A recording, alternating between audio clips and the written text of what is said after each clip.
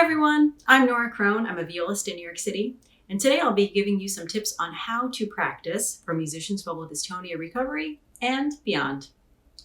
The first element of effective practicing that I want to highlight is the idea that practicing a musical instrument means developing and refining physical skills.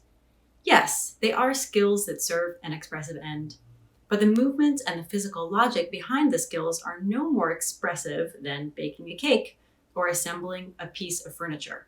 They are tools.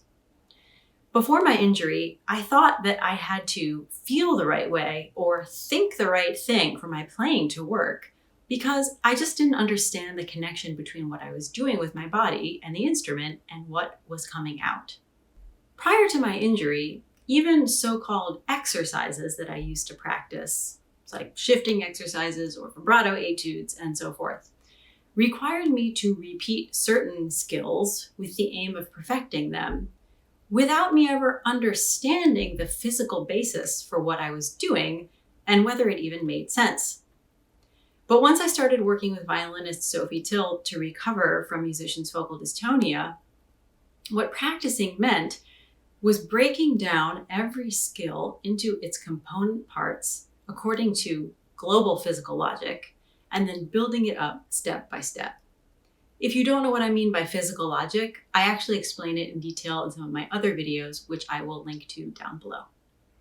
Now, this process of breaking down every physical skill into its component parts and then building it back up sounds very tedious, and it can be, especially when there's a serious injury involved, because that usually means that there's a lot of confusion about what skills are needed and how we use them to make music. But the excellent news is that once we learn and refine skills that follow our innate physical logic, they become integrated into our technique and we get to stop practicing them. So once we learn to walk, do we have to practice or do we just walk? How about talking or using a fork? Now, I'm not saying that a toddler holds a fork as deftly as an adult, just as I wouldn't say that a beginner can create as nuanced a sound as a professional, let alone play the Tchaikovsky concerto. But the point is, skills that harmonize with our innate physiology and a sensible organization of movement don't need to be continually shored up or fussed over. They just become part of the landscape. So practicing in this way is essentially about skill acquisition and refinement, technical skills, and the application of those skills to a high level of musical expression. The second thing I want to talk about is repetition. So before my injury, I probably would have said, the more repetition, the better. And when we're asking the brain and body to do something that really runs counter to physical logic, we often do actually need a lot of repetition just to hold it in place. So for example, I used to practice the same run for hours trying to bake in some level of accuracy and reliability. It really felt like I needed to keep my finger on every button in the factory at once in order to make sure that everything was running properly. Now, when we stop asking the brain and body to do things that are unnatural, first of all, we get to stop repeating things over and over just to be sure that they'll work under pressure. But even when our movements are sensible, it's important to understand that there's a hard limit on the amount of repetition of them that is helpful to the brain. More than that amount is unnecessary and maybe even damaging. Furthermore, research has revealed that the process of neuroplasticity, that is the brain modifying its own structure, actually happens during sleep or deep rest after we've identified the experience or sensation where we want to induce a neuroplastic change and practiced it. In musicians' vocal dystonia recovery, when we're identifying the precise healthy movements that we're trying to get the brain to hold on to, a good strategy is to try a movement 3 times in a row, pick the one that you like the best, repeat that same process 2 more times, and then move on.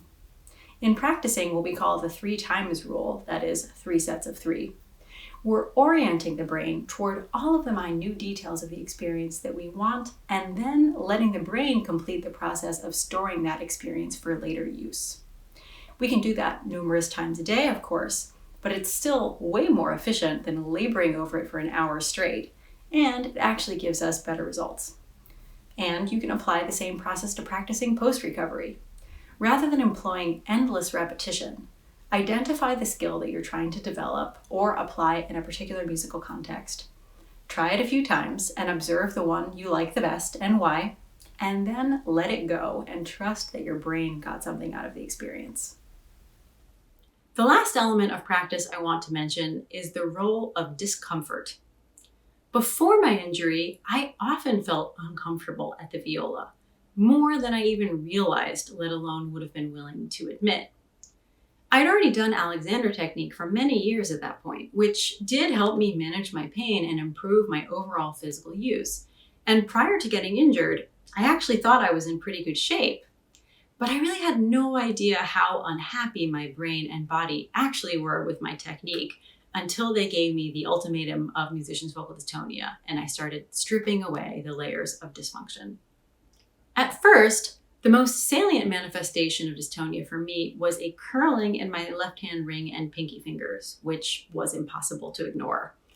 But as I progressed through recovery, those dystonic symptoms gradually disappeared.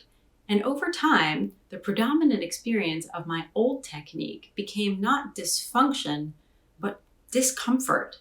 It just didn't feel right. And that actually drove me crazy because even though the curling was diminishing over time, my playing still felt bad in certain situations because I was gradually becoming more sensitive to how bad it had actually been feeling for a long time. So that has implications not only for how we recover from dystonia, but how we avoid injury in the first place, starting from the very beginning of our musical education. If something feels bad or wrong, it is wrong. Stretching, curling, twisting, all of these things feel just as bad as putting on shoes that are too small or sitting in an awkward position. It's just that we've trained ourselves over time not to notice. But whether we're elementary schoolers or professionals, we don't need to rely on methods that cause discomfort in order to achieve accuracy or security. In fact, discomfort is a sign that something in our playing needs to change in order to be more successful.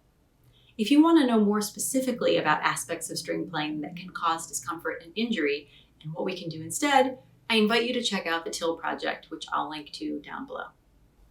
So that's it for today. If you found this video helpful, please like it and subscribe below.